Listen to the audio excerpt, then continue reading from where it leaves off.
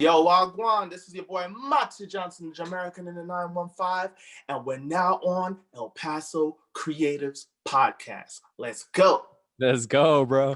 So, Matthew, the first things I want to ask you is, what first got you into music? Why is music inspiring? I know you do acting as well, but what first got you into loving music? So, I'm born and raised in New York City, and I recently came to El Paso in the last decade. And I just was around many, many musical things and acting stuff all around the five boroughs of New York. My parents used to take me to lots of concerts, reggae concerts, R&B concerts, especially hip hop concerts. I've been just, you know, entrenched in creativity living in New York City. And New York City is the mecca of entertainment. Yeah. That's what got me into music. hmm And being in your time in New York, and so you were born and raised in New York, right? Yes, sir. I'm from Yeah. Staten Island, New York, Awesome. Shaolin. So, growing up in New York, what did you experience? What did you see? How did you grow in the industry in New York?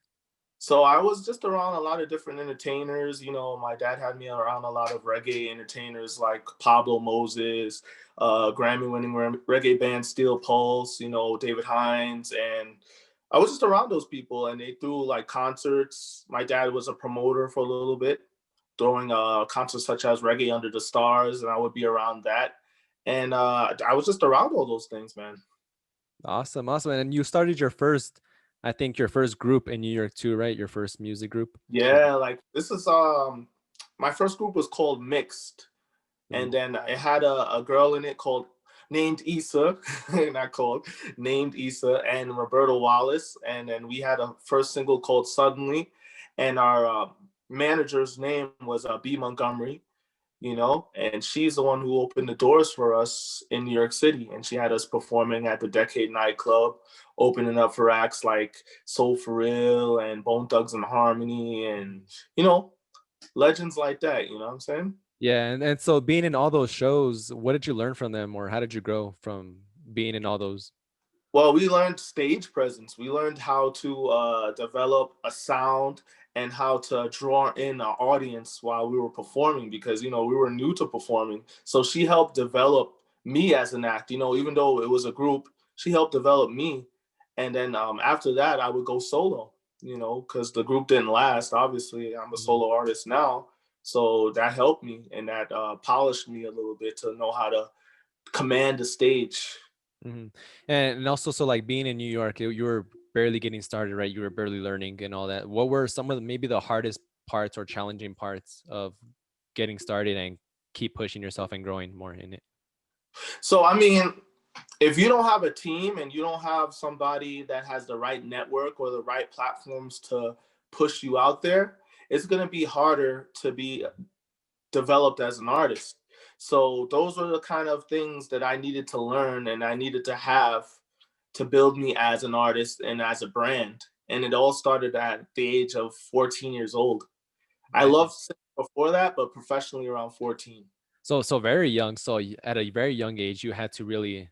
Did you figure it out on your own, or you had the help with your managers in your band and all that? But after after New York, after all that, how did you transition? Did you come back over here to El Paso and live here in El Paso, or did you go somewhere else? No, so once I graduated, remember, I was in high school still when I was developing as an artist. hmm So once I graduated from high school, I went to Long Island University for a few semesters and then I transferred over to England hmm for a few years. So I graduated when I was 17 from high school, bro, from St. Peter's. Nice. Wow, that was very nice. Yeah. Yeah. So, so once that was over, I went right to college. I was a music major at LIU in downtown Mhm. Brooklyn, and then from there I went to England, man. Yeah. And so Yeah. this is something interesting that I also wanted to ask you. So a lot of people who are going into the art industry, they Yeah. wonder, is college worth it going into like the music industry, art industry, filmmaking industry? You being somebody that went through it and experienced it, would you say that it's worth the time and investment to do it, or would you? It depends on the person, man. Like Mhm. school is like college and uni is not for everybody because some people get lucky enough or they're blessed enough to find the contacts to have them, get a record deal or have a major management company pick them up and put them in places or situations where they might be in a record company under a deal that they're developing them and they already have it all lined up. But if you're an independent artist, you have to go through the motions, man. You have to figure things out for yourself, you know? So I wasn't the person that got the deal straight off the bat. You feel what I'm saying? So I figured, you Yeah. know what? Let me go to school. Let me become a music major and further my craft. And that's where I learned theory and how to read music as Mhm. well. And how important would you say it is for like somebody who's starting up to have these type of connections or find these type of connections, or how would you advise them to find these connections if they don't have them already? You got to network, man. You got to get out there. You got to go if you're in a smaller town, or even if you're in a small town that has a small little music community, you got to go to all those places, man. You got to get out there. You have to network with these promoters, managers, if you can find them, Mhm. um, agents. If you're an actor, if you're a model, you know, you have to network with these people. If you can't find these people, try to find people that know these people already Yeah, to see if you can get into them. You know, exactly. you have to have passion and drive for this, man. If you don't have Exactly. that, it's gonna be hard. And that's what I always tell people too. I'm like, you're not really gonna go as far as you want to if you're not really passionate and loving what you're doing. Yeah, man. And like you said, you know, you do have to find a way to get out and know people. But so now, in the time that we're in now, you know, it's kind of harder to do all that. How would you advise, or what route would you advise people to take now in this time where everything's kind of virtual, social distanced? Well, man, look, just like we're doing right now, where are we on? We're on social Exactly. media. Social media is the easiest way to market yourself nowadays. You Mhm. have even to get in contact with the media, press, record labels. You know, as a singer, a songwriter, an artist, a painting artist. There's ways to do it virtually through social media. Even as an actor, you can do like pre-tapes and send it out to these apps, and an agent might see you because you know I've done that before. You Mhm. know, even when I was living in Toronto for the last let's see, the first 6 months I was living there for 10 months from last July, and I came back here in May. Mhm. So I Um, was doing that up there, man, for my yeah. acting. And I agree with you. I agree with you because that's Yeah. exactly how I even started before COVID happened. You know, last December, I started doing that. So the way I marketed was I literally went on Instagram on the search bar and I typed up El Paso photographers, El Paso models, El Paso artists, and I hit up everybody individually and I started networking that way. I started connecting with people that way. And that's how you got engagement. That's how you got your word out. That's how, you know, people started looking at you and your brand. So like, I agree with you 100%. Like there is a way, you know, there's never an impossible way to do something if you do have the drive and the passion for it. Um, so after New York, after you went to university, you went to Toronto, right? No, after LIU, I actually transferred to London, UK, man. So I was all over Europe. I was in Ireland. I was in Slovenia. I was in Italy. I was in Austria, and then I just got a chance to take in other cultures. Even though I am of Jamaican background, so I'm Yeah. used to different vibes. You know, not just the regular American vibe. And I'm from, I guess you could call New York City a melting pot. But I wanted to get out of New York. I wanted to even travel more than I did previously. You know, Yeah. and I took my music career over there as well and developed over there, made contacts over there. And then after that, once I came back from the UK, that's when I came back over here to El Paso. And And so your time over there in the UK and in London and all that, like what did you experience there? What did you learn there? man, I just touched base with my roots, you know, because they have a lot of Jamaican culture over there as well. Mhm. And I got introduced to a lot of different other cultures and a lot of things I didn't know, especially about the troubles in Ireland. And I didn't realize that the Irish people were such great singers and belters and storytellers. And yeah, man, I just met a lot of other cultures, even Arab culture, the Kurds from Iraq, and I learned different cultural value that's not my own. So that broadened my horizon to different styles of music. And Mhm. that's what makes me so eclectic today. I'm not just a pop dancehall artist, I'm a really eclectic artist that loves all different types of music. Yeah. And it's interesting too, because like some of your music too, it does involve like different parts of different cultures. You know, you do know your other cultures besides just one. Yeah, And man. I feel like that's what makes it really unique too, is that like your music that you make and the lyrics you write, it has a story behind it and it talks about a certain something that's going on in the world. Exactly. I mean, I do have a lot of party songs now, like the Gwan Get It, the recent single I just The released. Gwan Get It. I heard about the Yeah, Gwan Get It. So talk like about. you know what I mean? Yeah, So damn. yeah. But yeah, but I don't know if you've seen the recent interview. I think we're gonna talk about that on ABC. I was doing a song called Pond the Road. Yeah. So that's something about something personal and something serious to the world and to the masses. It's Hmm. more of a serious song. And I know we were talking about that earlier about that you wrote it, to be the voice of people who are, might not, On the road and you doing know, the thing. Yeah. yeah. So why was that song so special to you? Because while I was on the road touring in Canada and Ontario in the last year or so, I just needed to write something more personable, because I feel like the world is always not a party. It's not always like get up and go and party time. Yeah. There's serious situations going on, and I just wanted to touch base on those things. Hmm. And I think I did. I know I did on that song, and I Yeah. felt that it relates to the times now. Yeah, no, especially the times now, yeah. Yeah, man. Um, so also you did, besides music, you did acting, you're a SAG actor yourself. For anybody who might be listening to this, who's maybe looking into the acting industry, how did you get started in that area? So I basically started as a stand-in, and I was doing like extra roles and what have you, and I got 3 waivers to get inducted into the SAG union, the Mhm. SAG after union. So I was in stuff like Knights of Prosperity. I was in The Sopranos doing stand-ins. What other shows?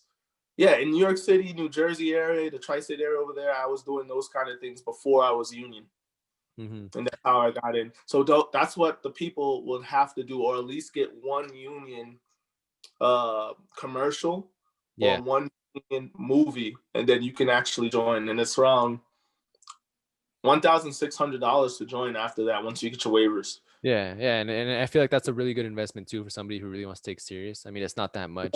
It's a good investment. So talking about your new song, the one you're gonna release in Christmas and New Year's, tell us a little bit about more of that one, about that. So that's a remix of the Gwan Get It single that everybody's liking right now, my latest release, Yeah. and it's produced by Audie Hewitt up there in London, Ontario, and it features Latin Grammy nominee Cito Rocks and 4-time Juno Award Canadian hip hop icon Choclair, which he's a Awesome. great guy. He showed me a lot of love up there in Toronto, and we were in the studio together when he dropped his verse. It was an awesome time, man, up there. Mhm. Nice, nice. And so following your timeline, so from the UK, is that when you came to El Paso? I went from the Or UK back to New York, and then from New York to El Paso. okay. And so from New York to El Paso, when you came here, how was that transition for you, or how was the whole different vibe of it? Man, I've never lived in a desert before. Yeah. And the whole society here and the whole vibe here is completely different from Staten Island and New York City itself. The border, I've never lived in a border town before. And most of my family's still back there or in England or in Jamaica or New York, New Jersey, Pennsylvania area. I don't really have any family here besides my parents.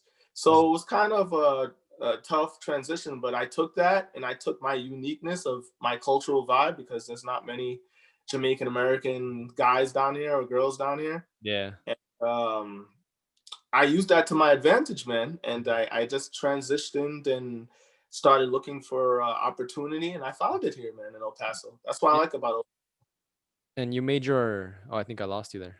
Oh, there you go. it. You made your own uniqueness, right? Like I always tell people, I'm like, if you're doing anything, you yourself are a brand, you yourself are a business, like you're representing yourself out to different people. So I feel like that's what makes somebody unique, is that like when you come to El Paso and you're different from everybody else, you'll get more of the engagement, more of the eyes, more of the following, Yeah, because it's something that's you. It's not you're trying to copy somebody else. Um, true. I mean, but here in El Paso, because it's such this is a very unique area too.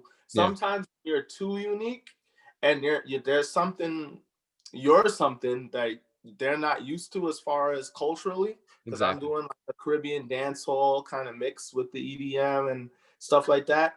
It takes time for people to get used to you, and you have to find like a common ground. So with this new single, what I did is I added in the reggaeton kind of vibration Mm. into it, and I kind of mixed my genre, With the if culture here. that makes sense. Yeah. Yeah, did that, and I think it worked, man. And then it just so happens reggaeton is huge everywhere right now. No, and I love that. I love that you did that. Like you mixed like a culture that's already here and you mixed it Yeah, with man. one that's your very own and you actually pieced it together very perfectly. You know, a lot of people they just do it not knowing what they're doing, but you did it very you like in a smooth way, you know. Yeah, man. Yeah. And it didn't just come together like that. We like originally I always had Cedar Rocks on the track because Hmm. he agreed to be on there. But once I went up to Toronto, I networked up there. I got different people in play, and I got introduced to Choclair, the Canadian hip hop icon, Yeah. and that's how he got to come on the track, and it just meshed together, man. So we ended up getting hip hop, reggaeton, pop, and dancehall all on the same track. All of it in one. That's really cool. That's really amazing. So how is your creative process like in creating a song from when you first write it up until you release it? So I mean, it actually started here in El Paso at Star City Studios. I don't know Mhm. if you knew that. Yeah. Did you Oh, know no, I that? didn't, I didn't know that. No, but no, tell us about it. So it started there, and a guy named James Ballou, who's an engineer there, came up with the rhythm, and he started it, and then I wrote to it and what have you, and I started helping him with the vibe and stuff like that because he wasn't really used to creating a dancehall reggae sound. Yeah. He wasn't really used to that. So we had to actually get more people involved. And that's when I sent it up to Audie Hewitt, the Rhythm of Soul producer up in London, Ontario. And he finished and brought the project to the next level. And then Mhm. we added in Choclair, and the rest is history. Mhm. So here in El Paso is where you first actually started making your own music, right? Like as I yourself? no, I started making my own music in New York City. Oh, in New York when you were 14, right? Down there. But that particular song started actually here. Oh, I think I lost you because you were freezing a little bit. Oh no, Can you okay. see me? Yeah, Yeah. there you go.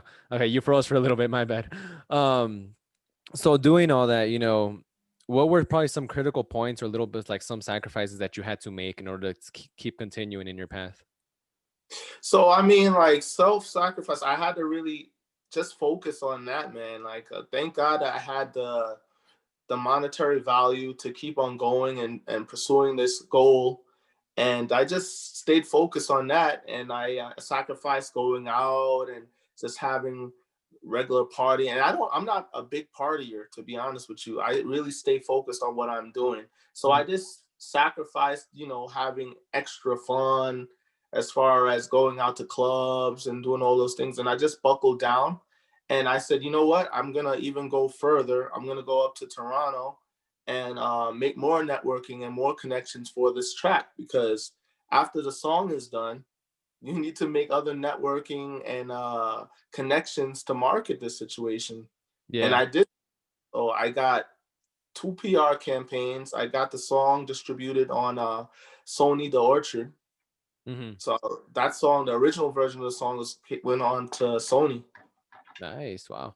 Yeah, man. So going into the marketing part, a lot of musicians, especially here locally or any artist, that's something that they may lack sometimes is like not knowing how to market their music or get out there more. I know most of it is reaching out to people, networking, but maybe what are some key things that you would probably share of like the key points in marketing your music?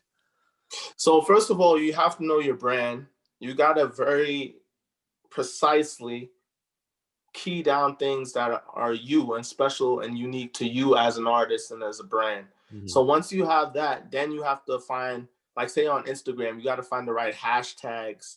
You got to find the right imagery that fits you as an artist. You have to find that. You have to find something that's uniquely you to get that niche. Because remember, there's millions of artists out there. You Yeah. have to have things that's gonna really be specifically you. You Hmm. have to have a catchphrase that's specifically you. Like me, I use the Jamaican in the 915. I use Matt U Johnson, That's Yeah. who I use things that kind of contribute to my culture down here and that sets me apart from the other dancehall artists. You feel Hmm. what I'm saying? And I'm Yeah. doing that. And that's what I tell. That's what I'm really trying to tell every other artist to do. They just have to get something that's uniquely them. Don't try to be like anybody else. You can get motivation from other artists or whatever, other actors or painters, what have you, but you always have to specify things that is uniquely you. Exactly, like be you. Yeah. Yeah. So who are some of the role models, I guess, that you grew up looking up to? Man, I have even some that are old, like from back in the day, like Sting, Shaggy, Sean Paul. I even like people like Mike Posner, Seal. Who else? I like Post Malone, like the newer age things. Oh yeah. Linkin Park, man. Mike Yeah. Shinoda Park, Chester Bennington, rest in peace, Chester. Um, shoot, Incubus. I love Incubus. Mhm. Red Hot Chili Peppers, Bob Marley, of course, the Wailers, Peter Tosh from the Wailers, Bunny Wailer. Like, man, there's so many, bro, that Mhm. influenced me. And what did you learn from them? Like what type of things that you see in them that kind of helped you? I learned so many things from so many different people, spirituality, learning how to have discernment of the spirit, Hmm. like learning how to have, when you're doing business with others, how to figure people out. And so, because man, I've been living in so many different major cities, London, LA, New York, Miami, Kingston, all these different places. And in these places, you can come across so many crazy people. So you're going to have to learn how to deal with these people. Yeah. And that's things I had to learn from these other people that I was looking up to Hmm. and And their stuff. I like how you mentioned that because I was like, I always tell people the same thing. I'm like, if you're ever gonna do anything in life, the number one thing you have to do is learn how to deal with people. You got to learn how to have patience with them. You got to learn how to talk to people. Exactly, bro. Um, also listening to your music, people who listen to your music, what do you really hope that they get out of your music?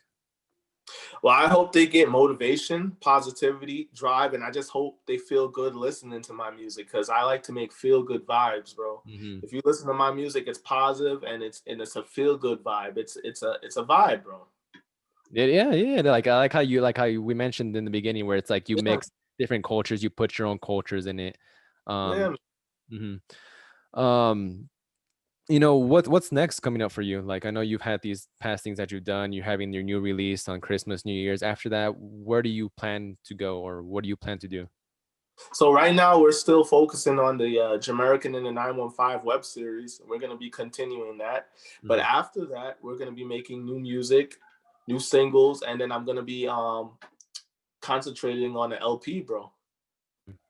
So you even have like your own little show, and I know like the first two episodes were about wearing your Yeah, mask. Just kind of educating. yeah, man. That one was a really cool one for me to watch. I like that one a lot.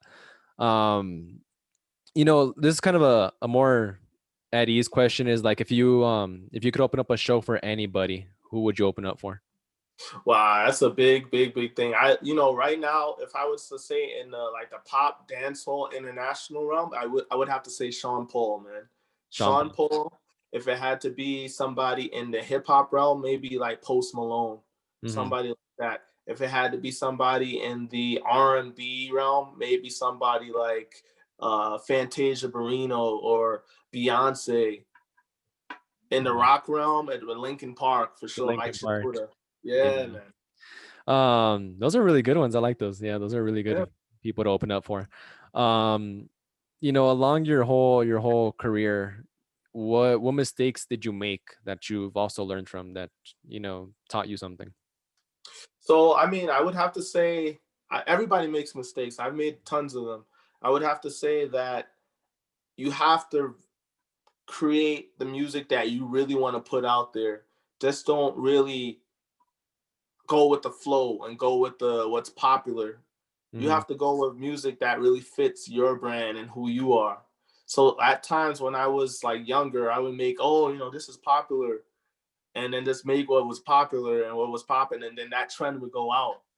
And Yeah. then it would, because you want to make timeless music and want to make music that people can remember you specifically for. That's what I'm trying to say.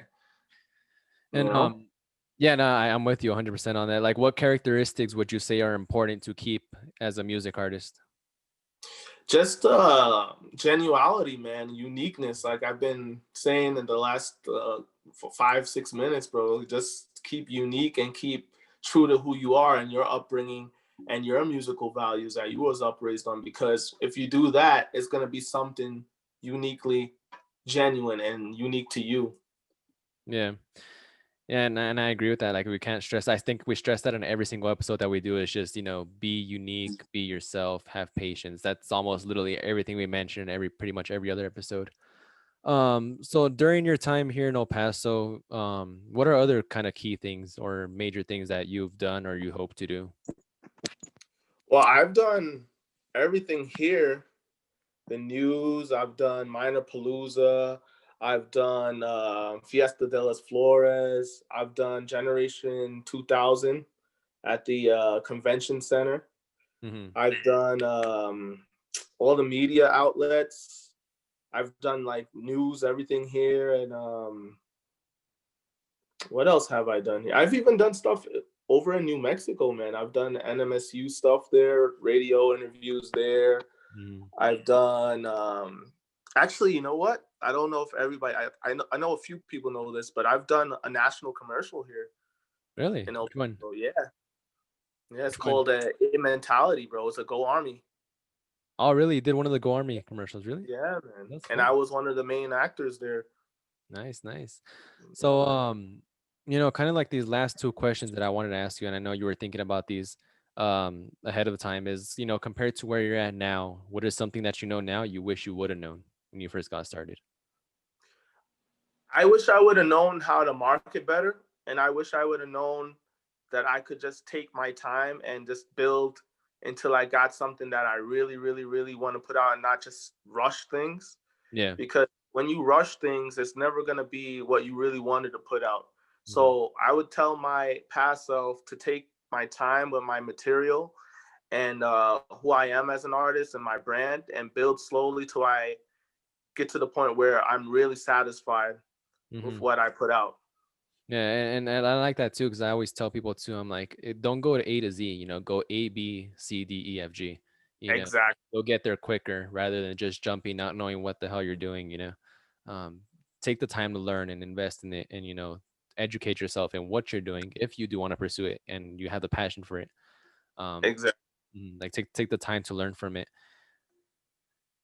And then, well, I guess the other one would be any type of piece of advice, but I'm pretty sure it might be uniqueness. But besides uniqueness, what else would you advise somebody coming up, barely getting started to do? Stay true to yourself. Always be who you are and never forget where you come from and your core values.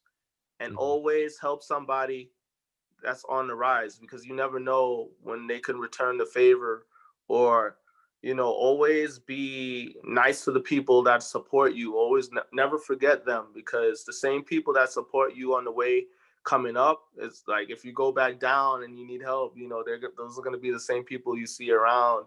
So Yeah. you always got to be, You you know never what I know when mean. it's gonna bite back. Yeah.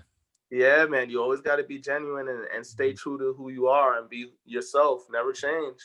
And I know I just learned this, but I want whoever's gonna be listening to this or whoever's watching is like Guam. Mention what Guam means again. I was really amazed by it, and I actually like it. So like Gwan is the Jamaican patois word for go get it. It's just like orderly, like like go get it, man, fast, quick. You know what I mean? So Yeah. in that song, Gwan Get It, I'm just telling the girl go get it. You know what I mean? Gwan get it. Yeah, zimmy Yeah. yeah.